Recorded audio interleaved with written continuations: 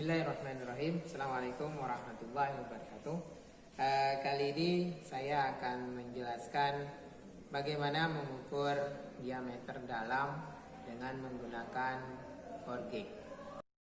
Selanjutnya untuk menggunakan mikrometer, kita harus mengkalibrasi atau memastikan saja bahwa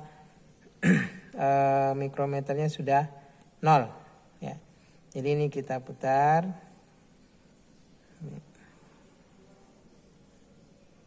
Ya, kita pastikan bahwa sudah 0. Nah, ini sudah 0, kurang lebih sudah 0. Jadi nanti ini bisa dipakai. Untuk mesin G15A itu diameter pistonnya adalah 75. Yang perlu diperhatikan juga kalau menggunakan mikrometer, perhatikan jenis mikrometernya. Ada jenis mikrometer yang garisnya itu tidak terlihat. Ya.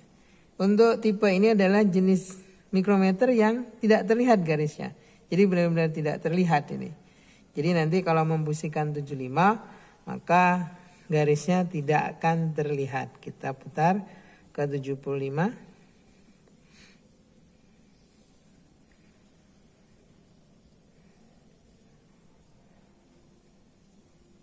Oke, ini masih 60. Ya, 60. Kemudian 65. Kita putar ke 75. Ingat nanti posisi 0 ya, itu tidak terlihat. 70. Kita akan pakai 75.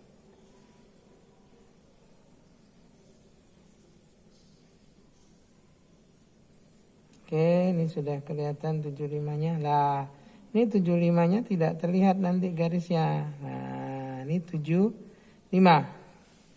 Jadi kalau kita hitung 70, 71, 72, 73, 74, di sini setengah ada setengah.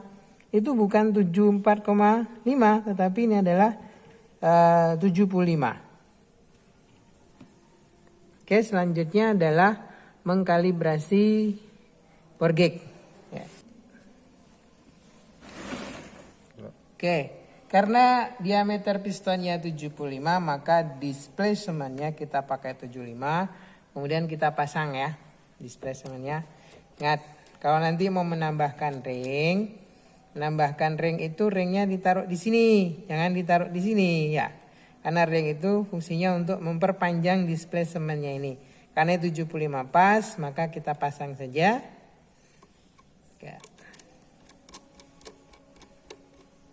Oke, kalau sudah terpasang, maka kemudian kita akan mengkalibrasi. Oke, selanjutnya kita sudah posisikan mikrometernya di 75. Ya, ini udah di 0, seperti yang di video awal tadi. Selanjutnya kita akan mengkalibrasi. Untuk mempermudah mengkalibrasi, maka jarum panjangnya ini kita posisikan di 0. Oke, kalau sudah 0 kita masukkan ke mikrometer. Oke, setelah kita masukkan ke mikrometer, kemudian bore gauge-nya ini kita gerakkan ke atas, ke bawah, kemudian dipuntir. Coba kita puntir. Nah, nih.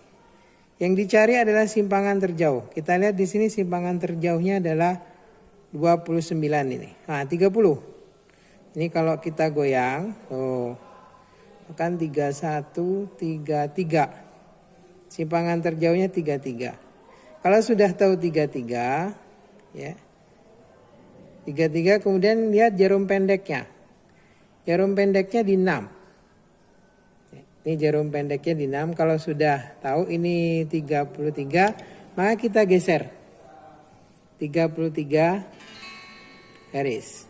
Nah, ini sip, udah 33. Kalau ingin memeriksa, masukkan lagi. Oke, masukkan lagi, digerakkan ke kanan, ke kiri, dipuntir. Oke. Yang susah itu untuk mengukur bore gauge adalah mengkalibrasi. Oke, ini kelebihan satu angka.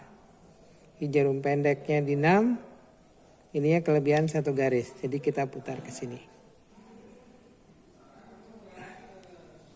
Oke, jangan sampai banyak-banyak. Oke, kita nggak perlu cek lagi lah. Oke, sekarang bore gauge-nya kita masukkan ya. Kita masukkan. Sama halnya dengan waktu mengkalibrasi. Kalau kita mengkalibrasi tadi kan mencari simpangan terjauh. Kita lihat nih, kita goyang. Nah, ini simpangan terjauhnya 12. Kita coba gerakkan ke kanan. Oke, turun kan? Oke, kita gerakkan ke kiri. Turun kan? Nah, artinya bahwa jarum yang tadi ditunjuk, itu angka yang ditunjuk di sini 12, itu adalah simpangan terjauh. Jadi kalau kita gerakkan ke kanan, itu juga geraknya ke kiri, ya.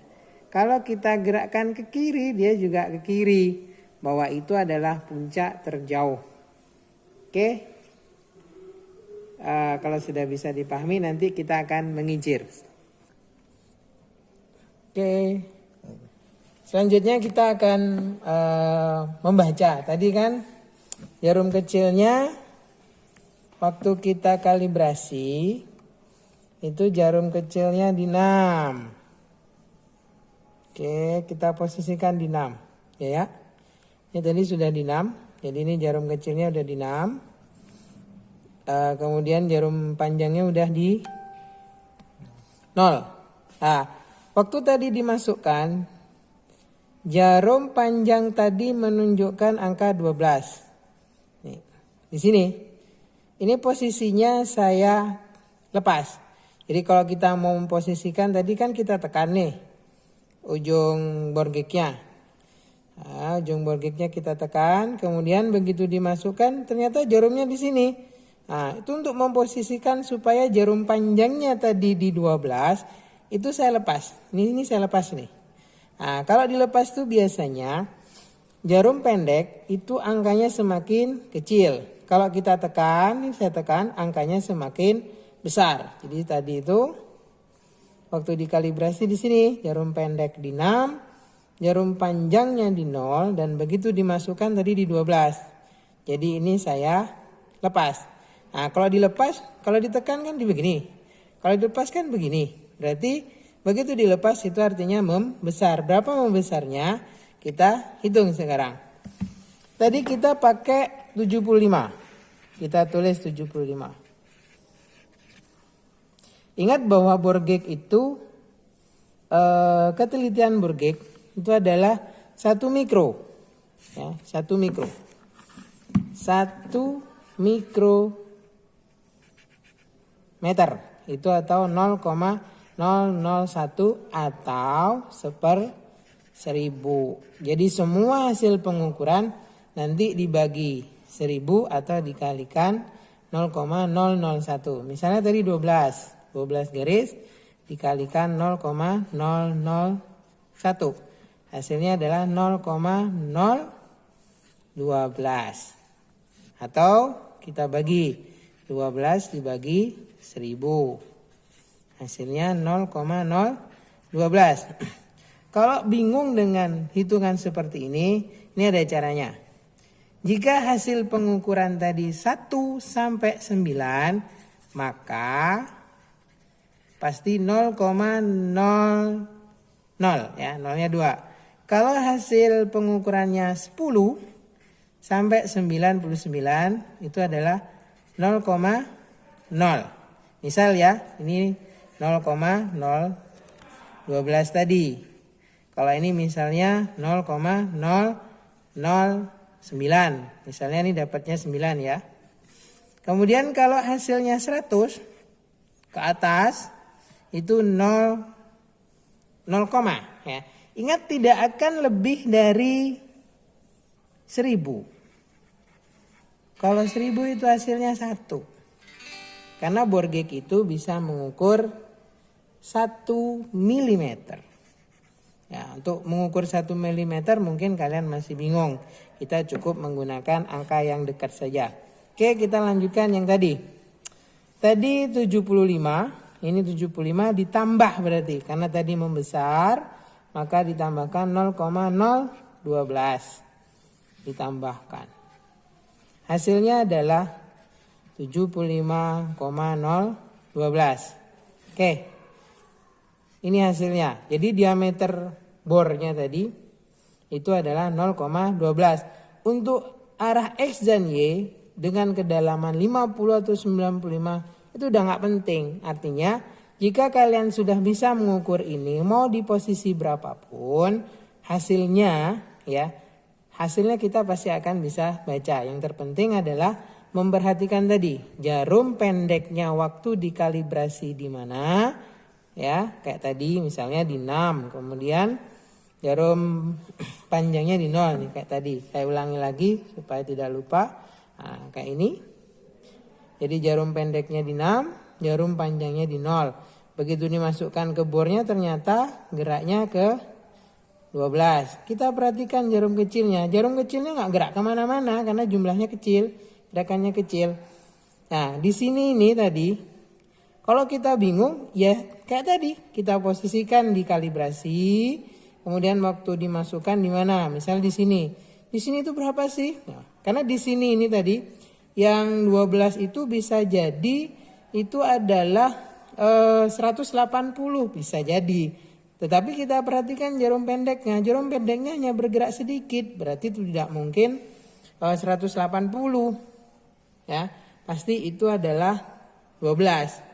Ya, kalau 180 kayak gini nih. Loh, kita lihat tuh jarum pendeknya. Jarum pendeknya hampir 8. Nih kan. Nih. Oke, nih saya putar tadi di sini. Ya, waktu kalibrasi dapatnya di sini. 12 atau 180. Kalau 180 kayak gini nih. Loh. Jarum pendeknya tuh di 8. Jadi yang tadi itu bukan 180.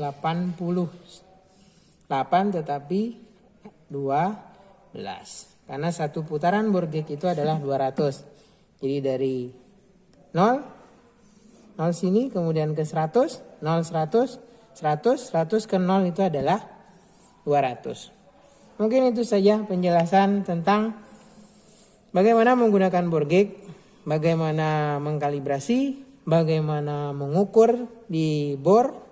Kemudian bagaimana kita kemudian mengijir atau menghitung seperti tadi. Mungkin itu saja penjelasan untuk penggunaan board gig. Hairul kalam. Assalamualaikum warahmatullahi wabarakatuh.